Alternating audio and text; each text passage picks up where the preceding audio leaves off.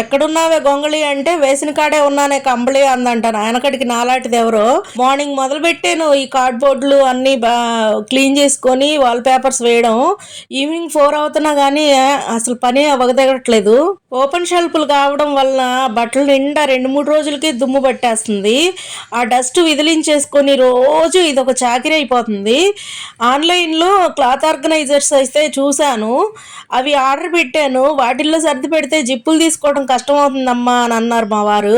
నా బట్టలు అయితే ఓపిక్గా తీసుకుంటాను బయటికి, తను అలా కాదు, చాలా చిరాకు పడతారు. ఒకటి లాగితే 10 పడుతున్నాయి కింద. ఎంత సర్దినా కానీ 2-3 రోజులకి కక్కావికలం అయిపోతున్నాయి బట్టలన్నీ.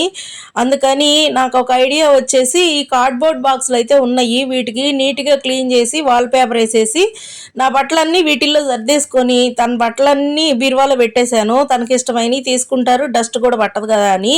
పాత బట్టలు అయితే చాలా ఉన్నాయి, అవన్నీ తీసేసి పక్కన పెట్టేసి ఒక ఖాళీగా ఉన్న సూట్ కేసుల్లో అయితే సర్దేసి పైన పడేస్తున్నాను. పాత బట్టలు కానీ, చిరిగిన బట్టలు కానీ, వేస్ట్గా ఉన్న వాడకుండా పెట్టిన బట్టలు కానీ ఎవరికన్నా ఇవ్వడం నాకు అంత మనసుకు నచ్చదు. ఇస్తే మంచియే ఇవ్వాలి, మనం వాడేసిని తీసేసిని ఇవ్వడం నాకు అంత ఇష్టం ఉండదు.